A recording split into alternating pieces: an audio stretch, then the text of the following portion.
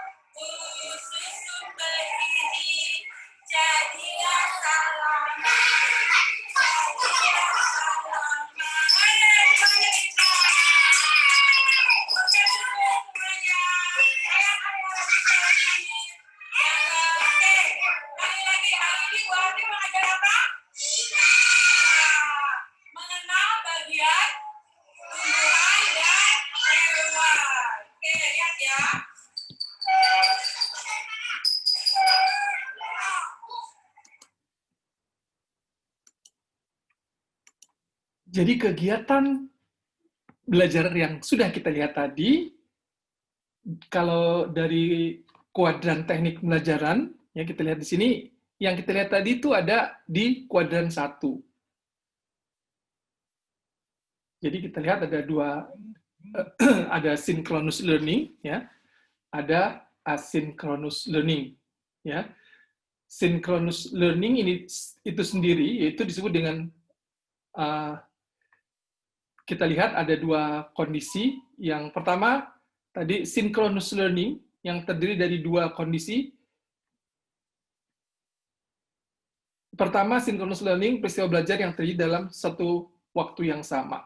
Dan yang kedua, asynchronous learning, yaitu peristiwa belajar yang terjadi dalam dimensi dan waktu yang berbeda. Synchronous learning dibagi dua. Kita lihat di sini, nomor 1 di sini adalah live synchronous learning, yaitu antara yang belajar dan sumber belajar terjadi pada waktu yang sama dan di tempat yang sama. Seperti kita lihat tadi, bagaimana membuka kelas dengan riang gembira.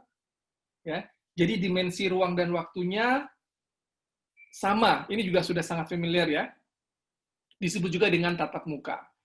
Kemudian yang nomor 2 di sini adalah virtual synchronous learning. Jadi belajar juga bisa terjadi pada waktu yang sama, tapi pada tempat yang berbeda. Ya, bisa dilakukan dengan teknologi sinkronus, bisa berupa video, conference, atau audio conference. Ya.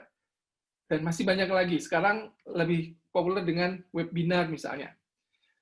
Sedangkan asynchronous learning yang bagian bawah, ya dibagi dua juga. Ya, nomor 3 disebut juga dengan self-directed asynchronous learning, yaitu artinya orang bisa belajar kapan saja, di mana saja, dengan menggunakan media belajar tertentu dalam bentuk teks misalnya, atau video, ya, animasi, dan lain-lain yang dikemas demikian rupa dalam berbagai format dan dapat dipelajari sendiri kapanpun dan dimanapun diperlukan.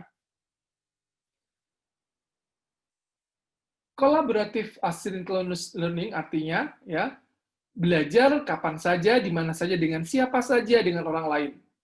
Misalnya kalau kita suka melakukan diskusi ya melalui forum diskusi. Jadi seperti yang kita lihat ini ya, kuadran pembelajaran terbagi menjadi 4 tadi. Dua yaitu asynchronous learning dan synchronous learning. Ya. Synchronous learning terdiri dari 2, tadi tatap muka seperti kita lihat tadi, kemudian ada tatap maya. Nah, seperti kegiatan webinar misalnya ya.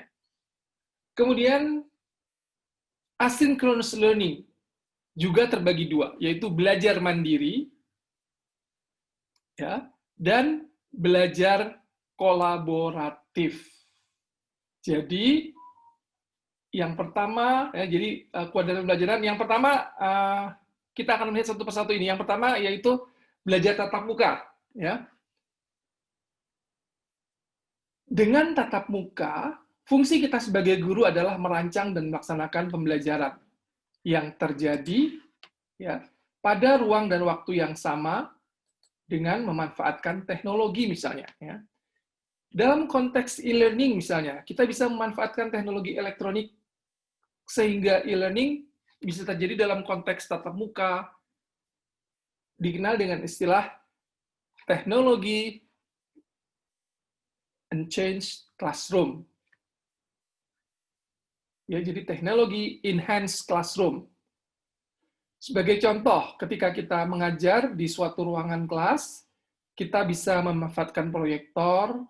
Kalau ruang kelas kita memiliki WiFi, ada internet yang memadai, yang cukup memadai, kita bisa menghubungi ke saluran itu, saluran YouTube misalnya, atau saluran tertentu yang sesuai dengan pembelajaran yang akan kita ajarkan. Dalam konteks tatap muka, terdapat beberapa metode yang dapat kita gunakan. Nah, menurut Smaldino, kontinum metode pembelajaran yang ada di sebelah kiri, ya kita lihat, kegiatan pembelajaran yang berpusat pada guru. Misalnya ada ceramah, demonstrasi, drill and practice, tutorial, dan sebagainya. Yang di sebelah kanan adalah sebuah kegiatan pembelajaran yang berpusat pada siswa.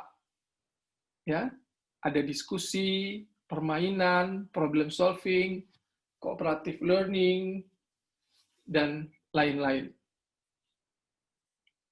Nah, ternyata di zaman sekarang ini, saat ini, kita tahu sama-sama ruang belajar 1 lockdown, ya, tertutup. Jadi perlu diingat saat ini ruang belajar 1 atau tatap muka bukan satu-satunya ruang belajar yang ada. Ya.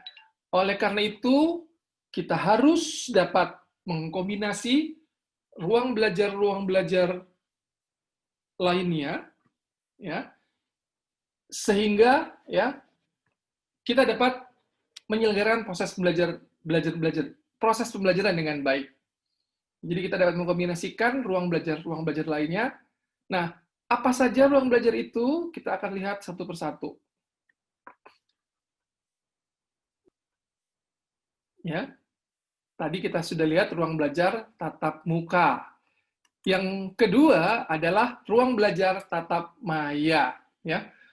Ruang belajar yang kedua ini yaitu proses pembelajaran yang terjadi pada waktu yang sama tetapi di ruang yang berbeda. Ketika kita melakukan proses tatap maya, tentu saja kita harus menggunakan teknologi jarak jauh seperti teleconference, web conference, ataupun video conference. Saat ini, ya, teknologi informasi dan komunikasi sudah semakin bagus. Ini dimungkinkan menggunakan web conference dengan penyedia web conference yang gratisan, misalnya ada ya, ada yang premium atau ada yang berbayar, ya, sehingga proses pembelajaran dengan tatap maya sangat dimungkinkan dilakukan oleh kita semua di sekolah. Bagaimana peran kita sebagai guru? Nah, kita berperan dalam merancang dan melaksanakan pembelajaran yang memungkinkan terjadinya pembelajaran pada ruang yang berbeda, ya. pembelajaran yang sama pada ruang yang berbeda. Ruang belajar 2 ini memungkinkan kita untuk menghubungkan murid kita dengan para ahli di luar sana, ya, ahli-ahli eksternal atau praktisi yang ada di luar sana, atau bahkan profesor, di mana kita ingin murid-murid kita atau mahasiswa kita bisa berhubungan dengan sumber belajar lain atau narasumber lain di samping kita sebagai guru atau dosen yang bertemu dengan mereka setiap hari. Nah, di antaranya strategi expert sharing yang dilakukan dengan teleconference atau video conference tergantung sekolah kita. Jadi mampu apa enggak ini menyediakan perangkat tadi. Yang kedua, misalnya visiting profesor, ya artinya dalam satu semester kita bisa melakukan visiting profesor tanpa harus datang ke kampus si profesor tadi, ya cukup dengan web. Ya begitu pula dengan visiting lecture, ya satu kali dalam satu semester misalnya, ya. Jadi banyak hal yang bisa kita lakukan dalam ruang belajar 2, ya. Apalagi saat pandemi ini, ya, kita diwajibkan social distance. Oleh karena itu, kita bisa memanfaatkan ruang belajar 2, yaitu tatap maya. Ya. Banyak guru yang memanfaatkan Zoom misalnya, ya, atau Meet, dan lain-lainnya.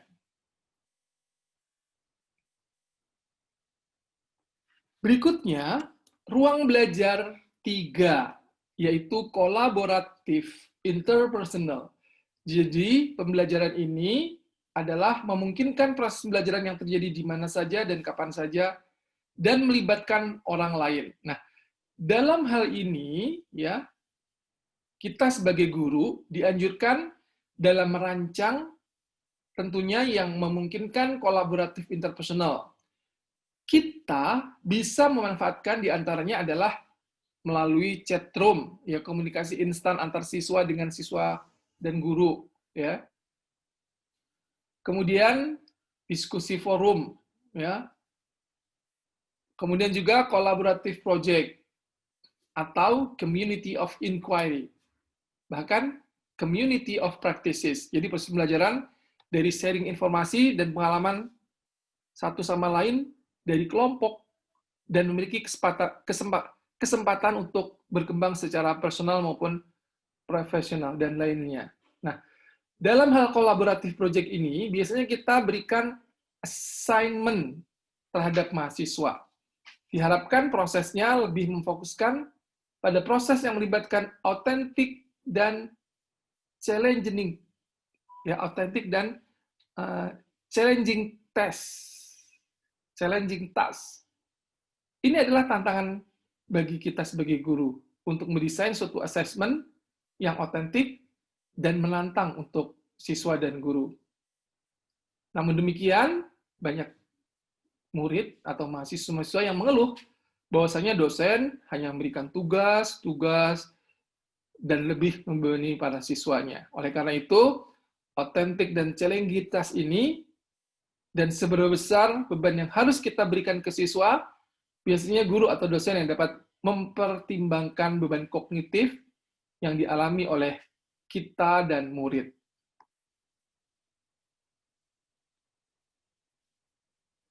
Bentuk berikutnya adalah ruang belajar mandiri dan personal. Dalam hal ini, peran kita sebagai guru adalah menyediakan objek belajar atau bahasa sederhananya materi digital. Nah, materi digital ini bisa buatan kita sendiri atau by design yang dibuat sendiri, maupun memanfaatkan bahan belajar yang ada yang dapat diambil dari internet. Sehingga memungkinkan siswa kita belajar kapan saja, di mana saja, dengan kondisi, kecepatan, dan minat belajarnya masing-masing. Nah, istilah sekarang dikenal digital self-learning material, atau disebut objek belajar atau materi digital. Nah, prinsip dari objek belajar materi digital ini adalah pertama bentuknya pasti digital, ya. karena harus bisa diakses melalui teknologi digital. Kemudian yang kedua, dibuat sepenggal demi sepenggal. Ya.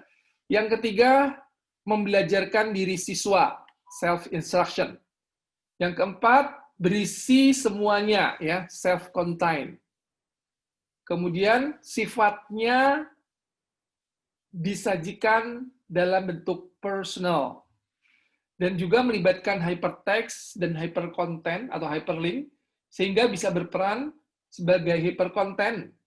Dan yang terakhir, harus tersedia dan dapat diakses oleh siswa melalui berbagai saluran yang dimiliki oleh siswa.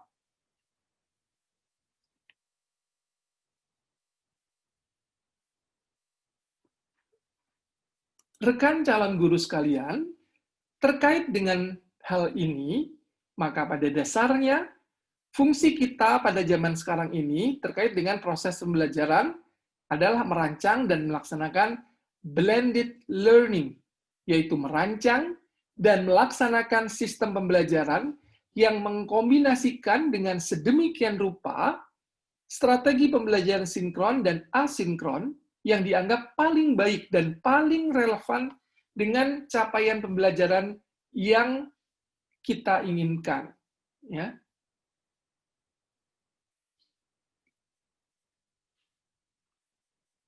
Tentunya dapat dilakukan dengan berbagai ruang belajar tersebut, sehingga kita dianggap dapat memungkinkan terjadinya pengalaman belajar dengan siswa secara optimum. Sebagai contoh, dalam konteks sekarang di mana corona masih mewabah, maka proses belajar yang kita lakukan adalah Bapak Ibu bisa menyediakan materi berupa video atau PowerPoint, atau materi yang buat sendiri, ya, atau dapat ngambil di internet dan disampaikan kepada siswa atau mahasiswa kita. Dan yang kedua, ketika media digital itu disampaikan ke siswa atau mahasiswa kita, Bapak Ibu harus mengiringnya dengan kolaborasi internal dalam bentuk forum diskusi dan tugas-tugas. Sehingga Bapak Ibu guru dikatakan telah mengkombinasikan antara ruang belajar 3 dan 4. Itulah blended learning yang Bapak Ibu lakukan. Selanjutnya, untuk beberapa pokok bahasan tertentu, ya, untuk melengkapi kombinasi dua ruang belajar ini, Bapak Ibu bisa mengkombinasikannya dengan tatap maya, ya, sehingga dikatakan mengkombinasikan ruang belajar 2, 3, dan 4, dan kita sudah merancang dan melaksanakan blended learning. Pada dasarnya, blended learning terdiri dari 4 hal. Pertama, kita menyediakan akses untuk membuat siswa belajar kapanpun dan dimanapun dengan teknologi pembelajaran. Yang kedua, mengintegrasikan teknologi inovatif sebagai respon terhadap perkembangan teknologi baru. Yang ketiga, mencampurkan teknologi pembelajaran yang cocok dari teknik pembelajaran sinkron dan tidak sinkron. Yang keempat, menghubungkan siswa dengan sumber daya pembelajaran dan sumber daya manusia global. Sebenarnya tipe-tipe blended itu ada banyak, ya, ada beberapa hal. Saya hanya membatasi pada 3 model blended learning, ya. Yang pertama yaitu supplemental model. Ciri model ini adalah pembelajaran kelas tetap menjadi ciri utama atau fokus utamanya. Dalam pendekatan ini, pada dasarnya adalah blended learning membantu siswa-siswi yang ketinggalan, sehingga ia bisa diberi tambahan bahan ajar, sehingga tidak tertinggal dengan siswa lainnya. Atau bisa juga ditujukan kepada siswa-siswi yang melesat lebih dahulu dalam belajarnya, sehingga kita berikan peluang bagi siswa tadi untuk bisa belajar lebih cepat sesuai dengan minat yang dikuasainya.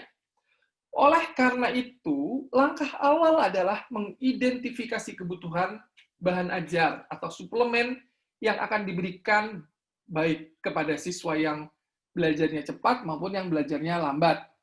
Kemudian langkah kedua adalah memilih tools, ya.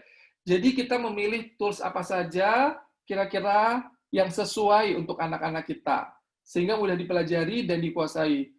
Oleh karena itu, kita sebagai guru dituntut harus lebih familiar dengan beberapa teknologi belajar yang mendukung dan sudah familiar dengan anak-anak saat ini. Kemudian buat soal-soal untuk drill dan bisa diakses oleh siswa melalui HP-nya sendiri misalnya. Kemudian langkah ketiga yaitu mencoba mempelajari dan menggunakan memahami tools tersebut ya sebelum kita berikan ke siswa. Setelah itu setelah kita pelajari ya dan bisa dilakukan, maka barulah kita sampaikan ke siswa. Langkah berikutnya adalah melakukan supervisi dan membantu siswa tersebut untuk bisa menggunakan bahan ajar yang telah kita siapkan melalui teknologi belajar. Kita lihat model yang kedua. Hampir sama dengan model pertama, tapi agak lebih meningkat sedikit, walaupun pembelajaran utamanya tetap terjadi di kelas. Jadi guru harus menciptakan beberapa aktivitas belajar. Sebagai contoh misalnya, di gambar ini ada 4 aktivitas belajar. 4 aktivitas belajar. Dari 4 aktivitas belajar ini, dituntut satu aktivitas yang mengharuskan aktivitas belajar siswanya secara online. Dari contoh ini, aktivitas belajar pertama disebut stasiun kelompok instruksional kecil. Ya. Jadi, guru ya memberikan materi ke siswa. Siswa mendengarkan penjelasan guru atau memperhatikan demonstrasi dari guru tentang suatu topik tertentu. Sementara itu, di kelompok lain, dia melakukan kerja. Ya, melakukan kerja. Tentu saja, dalam kelompok ini, guru menyiapkan lembar kerja. Jadi siswa yang dipakai, guru harus menyiapkan lembar kerja siswa yang dipakai guru, yang dipakai ya, di mana siswa mengerjakan secara kelompok. Kelompok ini atau kelompok lainnya kita lihat dia melakukan kerja secara kolaboratif, ya proyek kolaborasi. Dan kita lihat aktivitas keempat adalah belajar individu, ya misalnya diminta melakukan searching dan hasilnya dikumpulkan. Atau aktivitas lainnya. Tentunya dalam hal ini diperlukan ya seperangkat komputer dan terhubung dengan jaringan internet. Dan semuanya ini terjadi di dalam kelas. Berikutnya adalah flip classroom.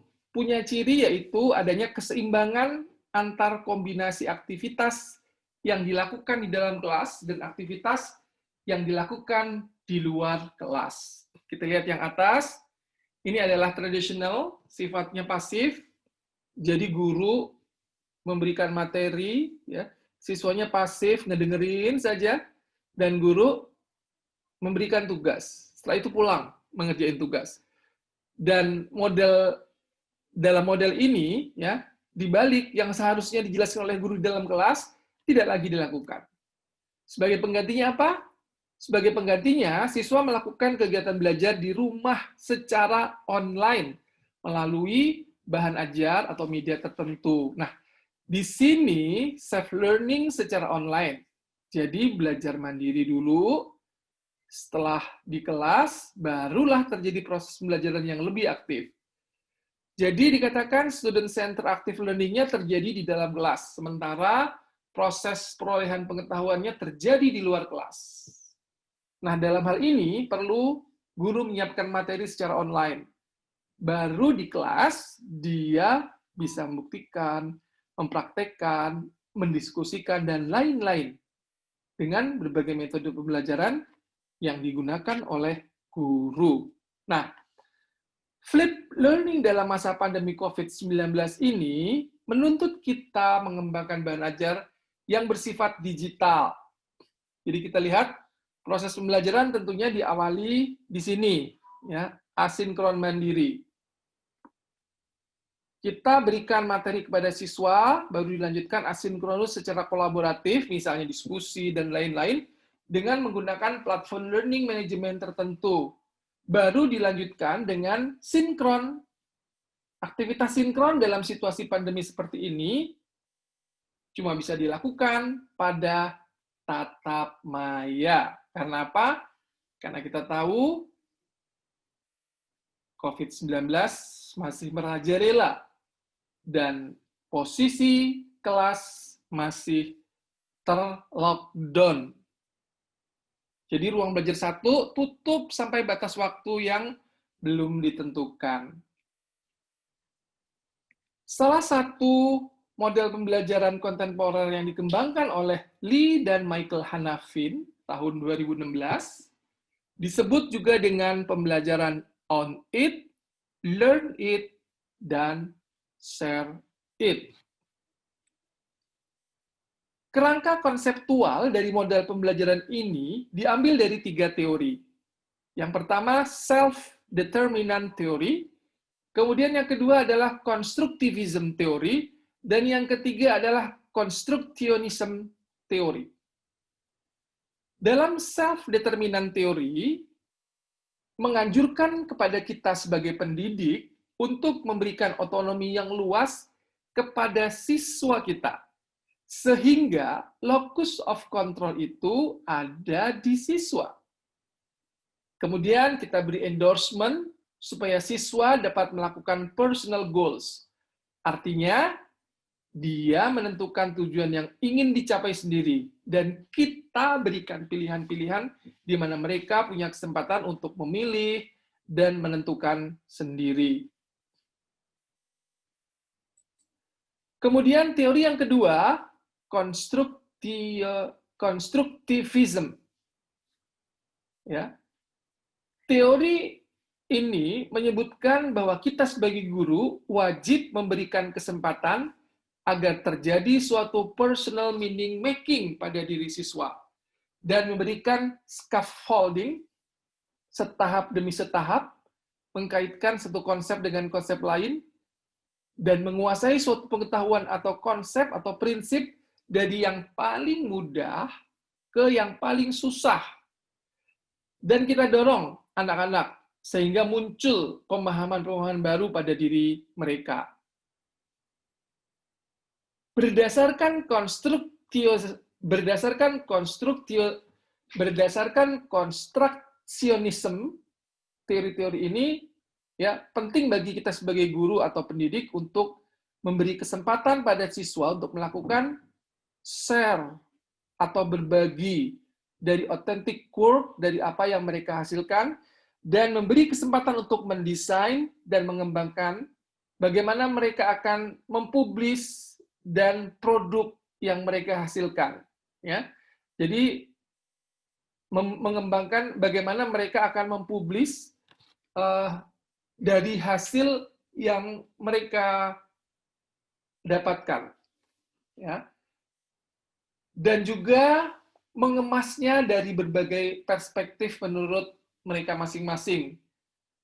Akhirnya terjadi proses refleksi pada mereka, ya, dan terjadi pembahasan atau diskusi. Nah, berdasarkan 3 teori ini, maka dengan asumsi yang dilakukan oleh Hanafin adalah model ini terdiri dari 3 langkah utama. Jadi sintaksnya adalah on it, learn it, dan share it. Nah, pada tahap on it ada 3 langkah yang harus dilakukan oleh guru atau pendidik. Yang pertama, memfasilitasi endorsement of external goals, yaitu guru menjelaskan suatu konteks dari topik yang akan dibahas. Kemudian kita sebagai guru menjelaskan kenapa konteks ini penting, mengapa ini penting, ya. Jadi relevans dan konteks ini disampaikan oleh guru. Nah, berdasarkan konteks dan relevans yang disampaikan oleh guru, Maka kita sebagai guru kemudian memberikan suatu kesempatan kepada anak-anak kita untuk menyusun suatu personal goals terhadap apa yang akan dibahas. Kemudian guru memberikan berbagai pilihan, di mana siswa nantinya diberi peluang untuk memilih. Nah, di sini disebutkan bahwa private choice the matter. Jadi guru memberikan suatu pilihan-pilihan yang sangat penting. Di mana kalau siswa memilih salah satunya, akan menentukan pada langkah berikutnya, dan keputusan yang diambil oleh siswa itu adalah keputusan yang sangat penting bagi dirinya. Nah, masuk pada langkah berikutnya, yaitu learn it.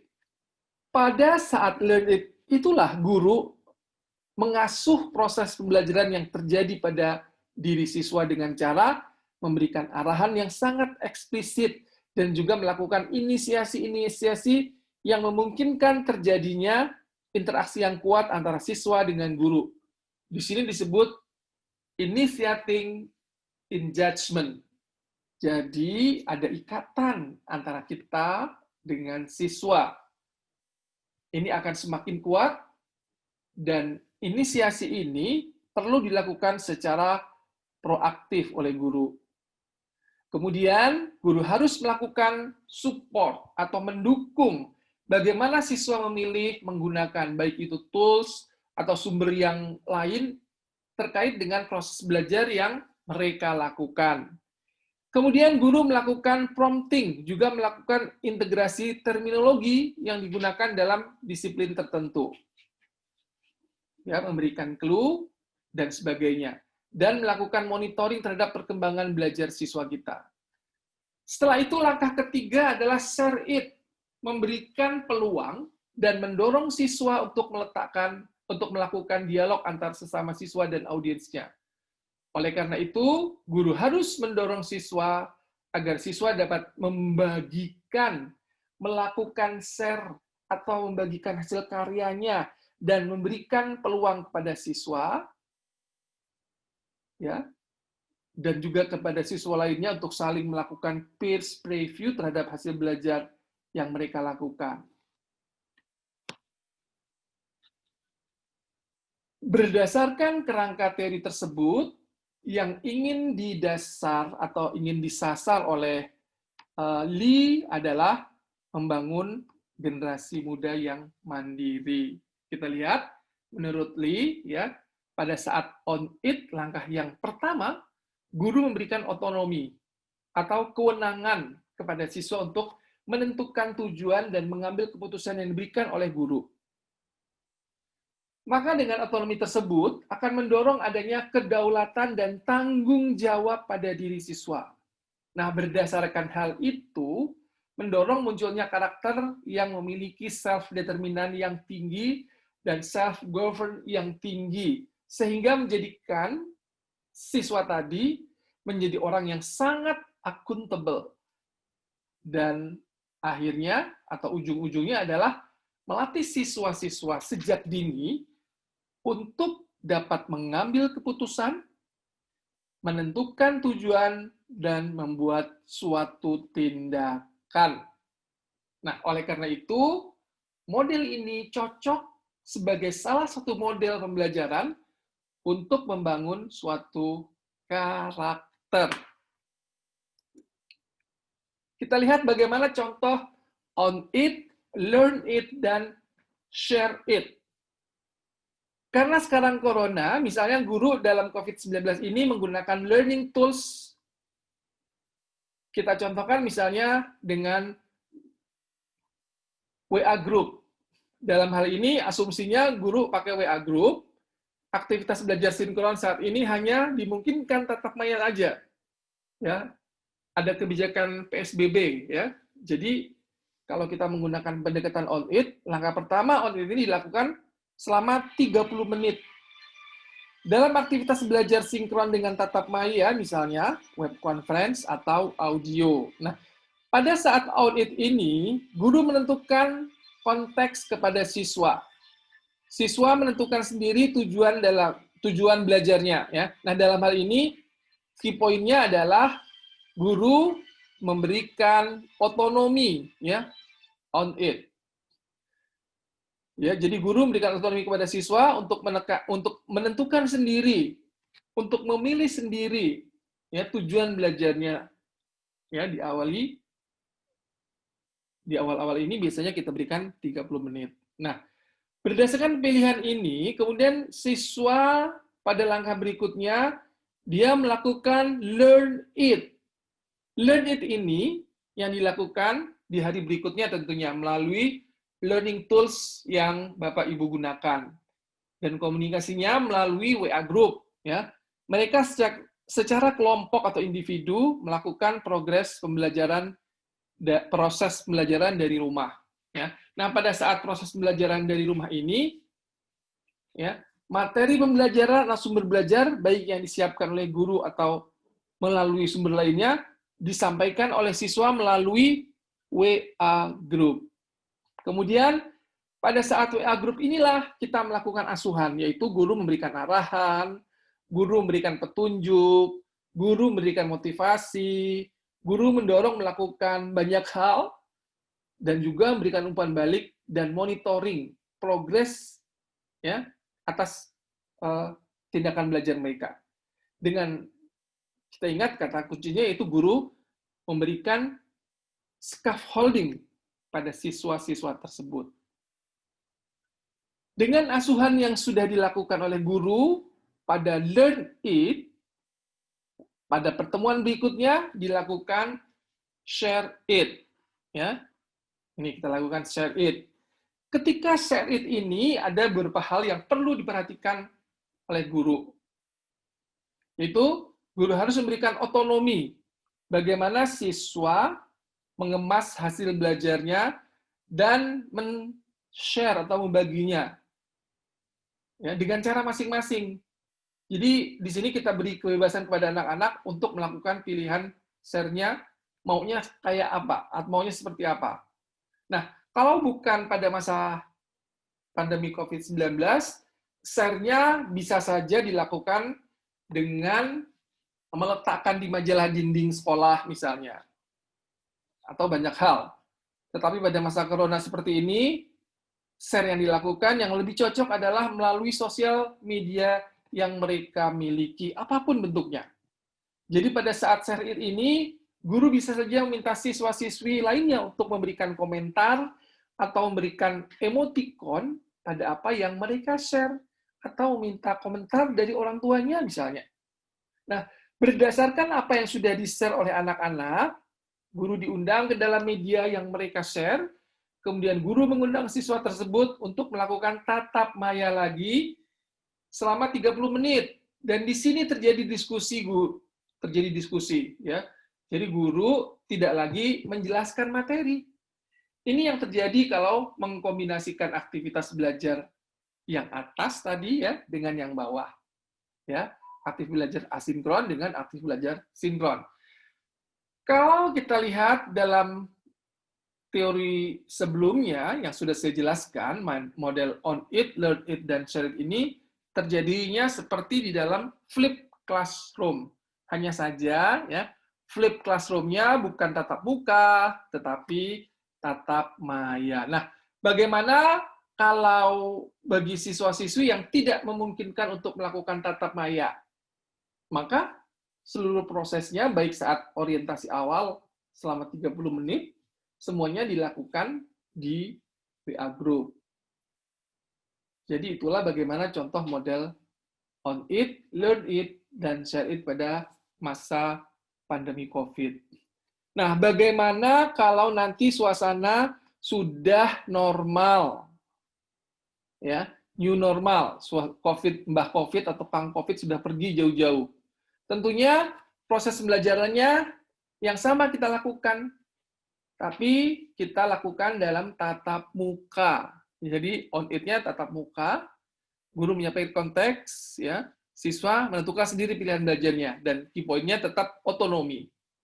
Kemudian mereka diberi kesempatan 5 hari untuk belajar atau learn it, ya. Siswa mempelajari sesuai pilihannya, guru memfasilitasi dengan memantau, memberi clue, mengarahkan, memberi umpan balik, memberi motivasi, dan lain-lain. Dan key point-nya adalah scaffolding. Dan pada pertemuan berikutnya, pertemuan kedua, karena Mbah COVID sudah pergi, kita kembali tatap muka untuk share it.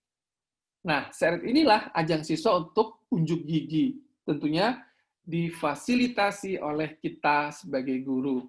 Dan key point-nya adalah authentic work